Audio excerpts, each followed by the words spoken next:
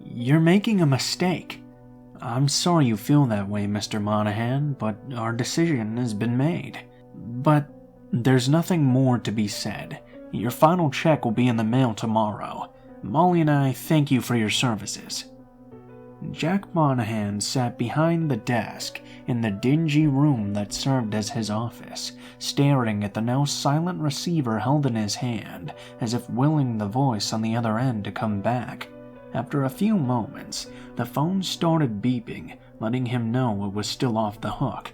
Jack resisted a strong urge to bash the thing to pieces against his desk, and instead, ever so carefully placed the receiver back on the cradle with a resounding click of its own. The sound echoed hollowly throughout the room, perfectly mirroring the empty feeling that had suddenly appeared in his gut.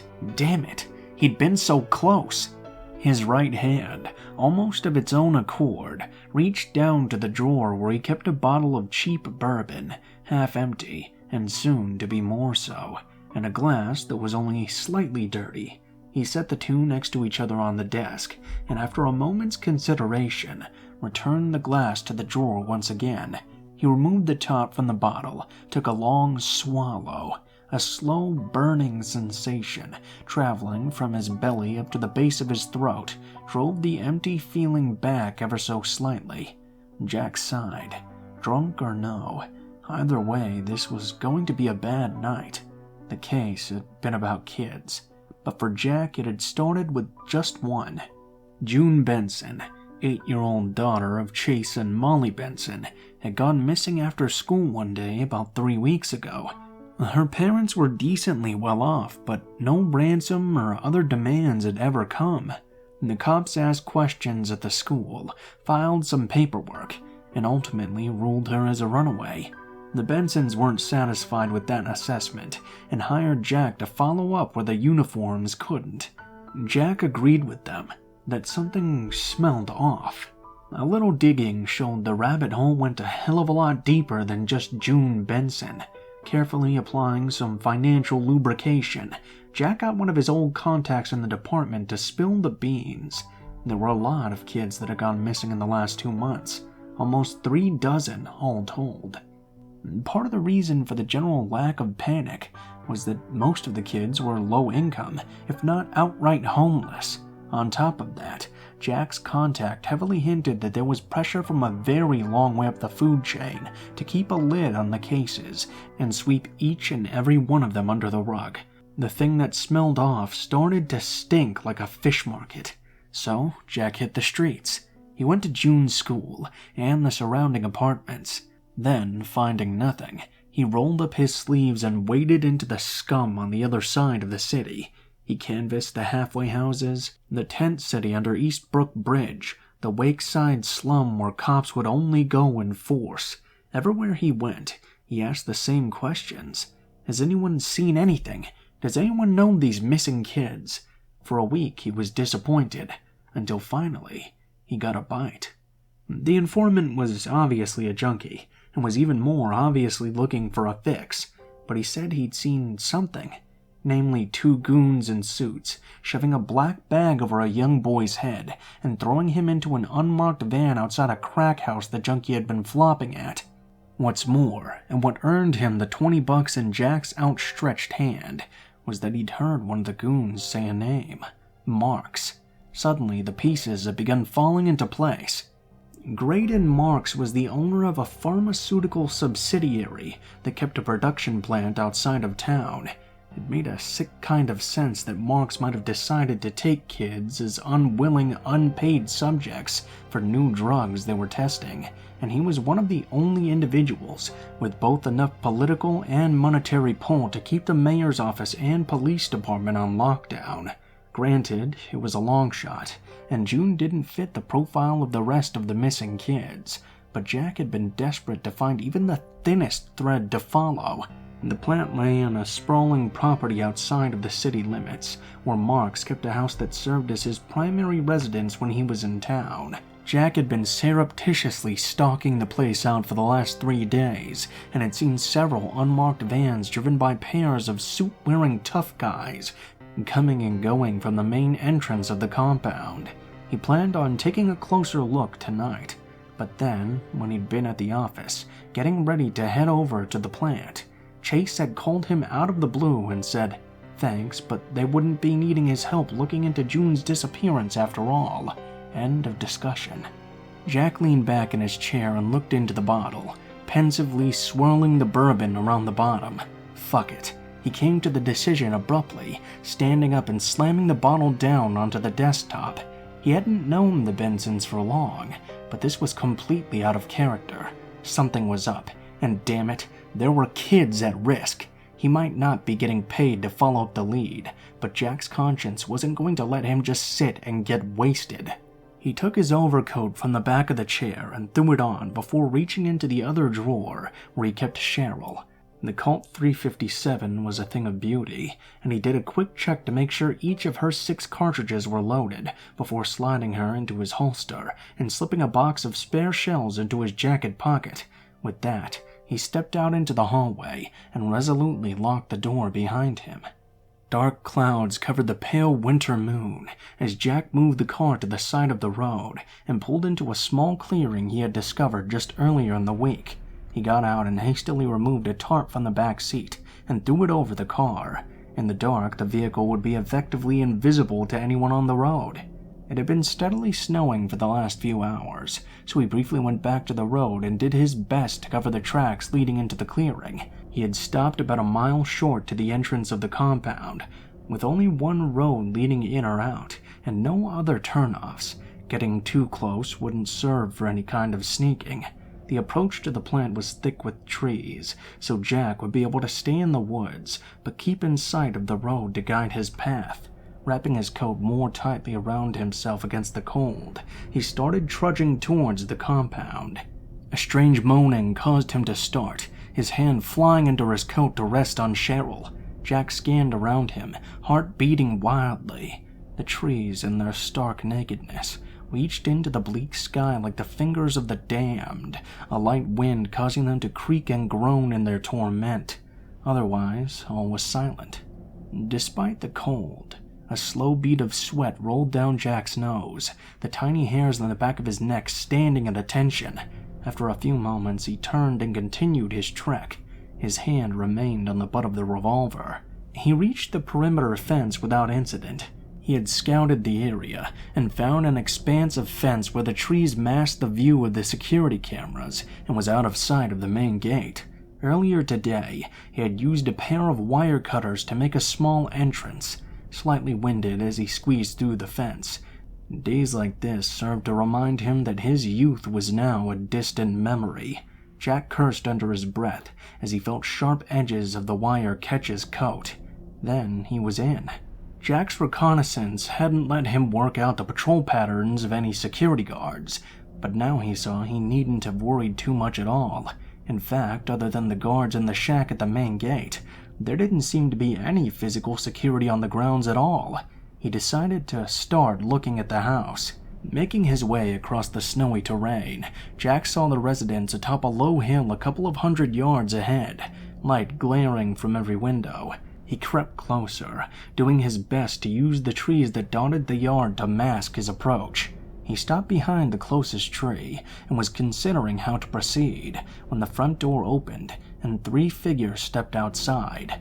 The first Jack knew only by reputation, but the oily sheen that emitted from his too wide smile identified him as Graydon Marks. Jack's jaw dropped when he saw the people behind Marks were Chase and Molly Benson. Jack was just close enough to hear the end of their conversation. "Can we see her, Mr. Marks?" "Oh, presently, my dear Chase. In fact, that's where we're going now. And come along." The millionaire switched on a large industrial flashlight and led the Bensons around behind the house. Jack followed, silent as a shadow. At first, Jack assumed they would be going to the pharmaceutical plant to the west of the house, but soon found he was mistaken. Instead, Marks walked directly south, straight into woods that were even thicker than those through which Jack had approached the compound. They walked for maybe 20 minutes, Jack struggling to stay quiet and keep the bouncing beam of Mark's flashlight in sight. After a time, he could see a strange flickering ahead, which, once they got close enough, he could identify as a roaring bonfire set in a small clearing. He stopped about 50 feet short of the fire and hid himself behind a tree. He could see the Bensons were agitated, Molly clinging to her husband, Chase obviously enraged and shouting at Marks. "What's the meaning of this, Marks? You said you were taking us to see our daughter." "And so I have, Chase. So I have. She'll be here shortly. The fire, you see, we found it draws them." The millionaire smiled and moved to a tree at the edge of the clearing. In a smooth motion, he hoisted himself up into a hunting platform set on the lower branches. "Ah, there she is now." A pale shape of a girl moved into the clearing. Jack recognized June from the pictures her parents had given him, but only just. Her once sparkling eyes were dull and empty, lacking even the most rudimentary intelligence, her face slack. A dry, reddish smear crusted around her mouth. The girl was dressed in rags, her hands and feet bare. She shuffled forward, almost stumbling into the fire, paying no mind to her parents or the heat. Something was very wrong. Molly Benson threw herself at her child, sweeping her up in a hug. Jack saw a look of ecstasy pass across the girl's face, and a terrible hunger entered her eyes as she suddenly opened her mouth and sank her teeth into her mother's neck. Molly screamed, and Chase lunged for his wife as a fountain of blood erupted, washing June's face in gore. The girl rode her mother to the ground, worrying at the wound like a wild animal. Jack felt the world lurch. Chase was struggling to pry June off Molly when Jack saw other small shapes had entered the clearing. Chase didn't notice until the things that had once been children were practically on top of him. By then, it was far too late. Jack turned and ran. He sprinted through the forest, mindless now of the noise he was making, his only thought on escape. Branches reached out and tried to tangle his arms. Stones sought to trip him up. Abruptly, a root caught his foot and sent him tumbling head over heels. He met a tree with a sickening thud, then blackness. When he awoke, the first thing he noticed was the pain. Next, the cold. Shaking his head to try and clear it, Jack looked around. He had been stripped down to his t-shirt and boxers, his hand secured with rope to the trunk of a tree above his head. In his front, Mark stood in the clearing, the bonfire burning merrily behind him. 2 piles of rapidly cooling red and flesh-colored pulp pouring steam into the frosty air at his feet. He held Cheryl in his hands, the revolver glinting cruelly in the firelight. "Ah, Mr. Monahan. Good, you're awake," he smiled. "You have my admiration. Commendable detective work these past few weeks, if not the most discreet. I hope you didn't think you were being especially sneaky. Still, it would have gone easier for you if you would have just taken the hint when I had the Bensons let you go. They were so frantic at the thought of being reunited with their daughter. They were prepared to do any little thing I asked. But here we are. I must say, this truly is an excellent firearm." He admired the Magnum for another moment, before pointing it at Jack and pulling the trigger. The sound was enormous. A blossom of agony roared up Jack's leg and then dulled. When he opened his eyes, he saw the shattered ruin that had once been his right foot. Mark stooped down in front of him. "Must be going, old chap. I'd tell you to simply walk away from this, but you've squandered that opportunity already. And, well, it'd be quite impossible now for a multitude of reasons." He inclined his head towards Jack's destroyed foot.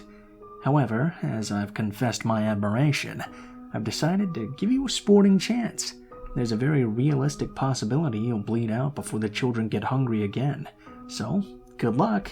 With that, he walked out of the clearing, into the darkened woods.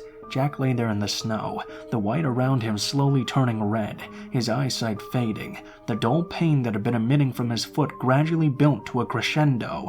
At the edge of his vision, he could just make out a small shape enter the clearing and slowly shuffle towards him, soon followed by another.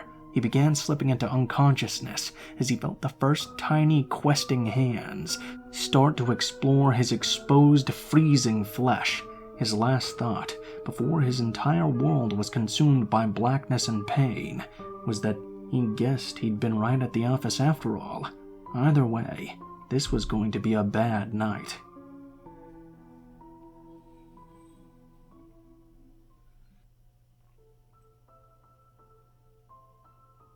What is up, guys? Blue Spooky here as always. I got an unfortunate announcement for you guys tonight. You might have noticed that a lot of my videos have been deleted or put onto the unlisted category. That's because I just recently got 2 copyright strikes all at once, so if I get one more, my channel will be deleted, so I can't really do much about that except for remove everything, I guess. Just hope that somebody just doesn't decide to strike me and delete my entire channel. So from now on, I might be posting a little less often, or at least not posting Reddit stories or the Let's Not Meet as often. If I can get permission for the stories and make sure they're not gonna go crazy on me, then yeah, sure, I'll do some videos. But other than that, I don't really want to risk it right now. I can't until April or all my stuff will get deleted. If you guys want to help me out for a couple of months and send in your stories, it doesn't really matter how long they are, as long as they're, grammatically correct and everything and are easy to read. I'll go ahead and read those, and we'll try to make it by on that if you guys are up for it. If you guys decide to send in a story for me, please be sure to include in the tagline how you would like the story to be named, how you would like to be credited in the description of the video the story appears in, and the category of the story if it has one. Links to all my social media will be in the description below, including my Facebook, Twitter, and Gmail accounts. I also have a link to my second channel, which I will put in there, that I just made, just in case this one gets destroyed. You guys can go subscribe there, and we'll do some stuff like web novel readings and maybe continue the scary story stuff if this one does get deleted. Other than that, please be sure to let me know in the comments what you guys think. Please be sure to leave any feedback, like, share, subscribe if you feel so inclined. Those really help me out. They promote me on the YouTube algorithm, especially since I've had to delete so many videos. Please be sure you click that bell as well, because I could really use all the support I can get right now. If you guys are curious about the music or the art used in the video, that's listed in the description as always. And I hope you guys have a good day. That's all for now, I think.